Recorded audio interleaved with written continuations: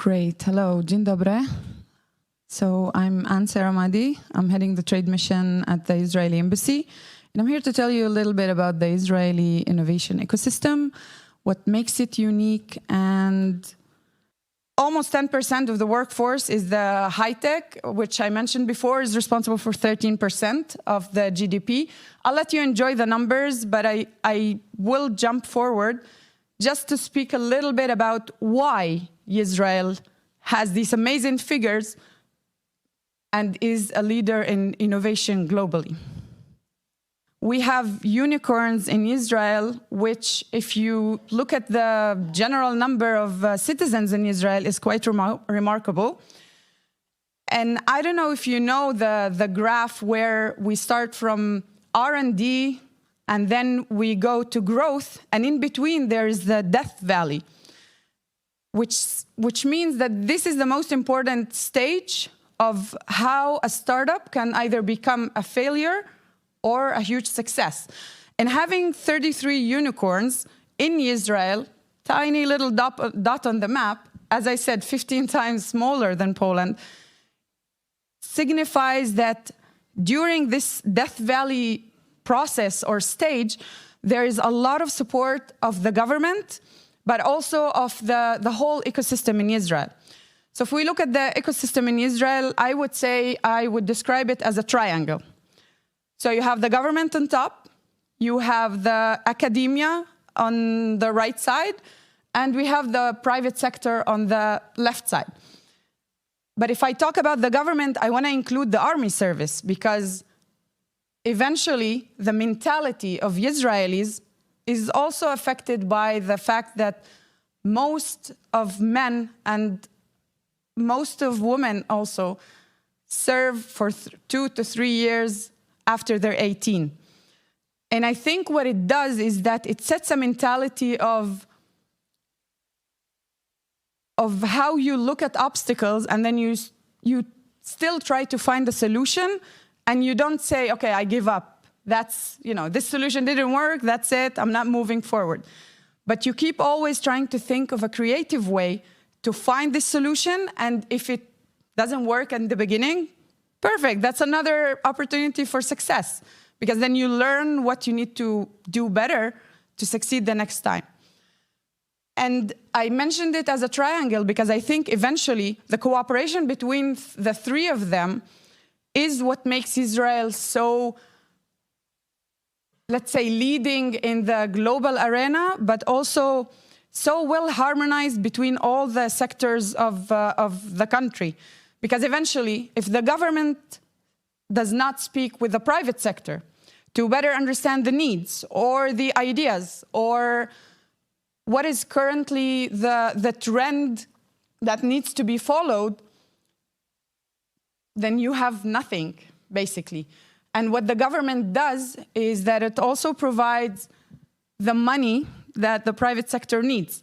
So if you have an idea and you need someone to back you up, and during the R&D and also during the Death Valley, as I mentioned, to get to the growth stage, then the government offers quite a significant budget. If I speak about only the Innovation Authority, it's around 530 million USD annually to support startups.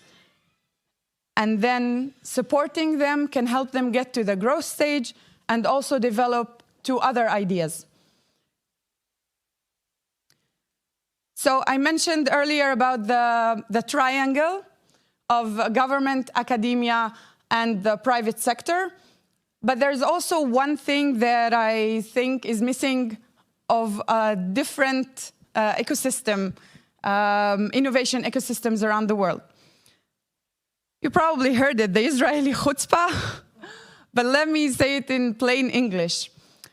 Israeli chutzpah is the idea of basically asking questions without fearing to get a no, but also without letting it get to you. So you ask the question, and if you don't like the answer or you're not getting the yes that you need, you keep checking for a way to get there. it also means that you're never afraid to approach any CEO or a high-rank official or anyone for that matter in order for you to move forward with your idea, your startup, to get to the growth, to ask for more money, and say that you actually deserve it. That is the Israeli chutzpah. So when you come with an idea and you're pitching to any investor, they ask you why. Why should I invest in you? And basically, you probably heard it before. And for good or bad, but Israelis know what they have, and in a lot of situations, there are really very creative ideas that do deserve to grow and that have a good effect in the world. So the Israeli chutzpah, I would say, is one of the main, let's say, advantages, but also the main factors that push the innovation further. Because when you're not afraid of failing, and you know that you can always find the way, or at least find the right people to support you on your way to grow, then you've got it all figured out. The innovation and business culture is basically also comprised of the Israeli chutzpah, but also comprised of a very, I would say, informal environment that allows the Israeli startups or the Israeli entrepreneurs to get to the right person wherever they need. And the fact that we're a small country with a lot of informality pushes that to greater extents, because eventually the need of the supporting ecosystem is one of the main push sort of to push innovation to further limits and also attract more investments. So Israeli chutzpah, I would say, that's one of the main factors that entrepreneurs need to learn in order to push their ideas to become unicorns eventually. And I guess that we will discuss it further in the panel later, but we can also talk about other factors that are affecting the Israeli innovation ecosystem. And one of that, and I don't know if you know, but Israel consists out of 75% Jews that come from all over the world. So Europe, America, anywhere, basically. And 25% of different minorities. And I think the fact that we're looking at a very diverse culture also affects the fact that there are different innovations in different fields that also answer different needs or different needs or challenges of different segments in the community. So that's definitely something that that Israel is very known for, and it also affects the very good food, I would say, that Israel serves.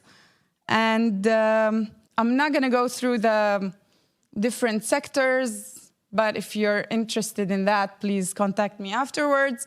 You can scan the code here for my LinkedIn and contact me on the email if you have any questions or anything specific you would like to mention or comment.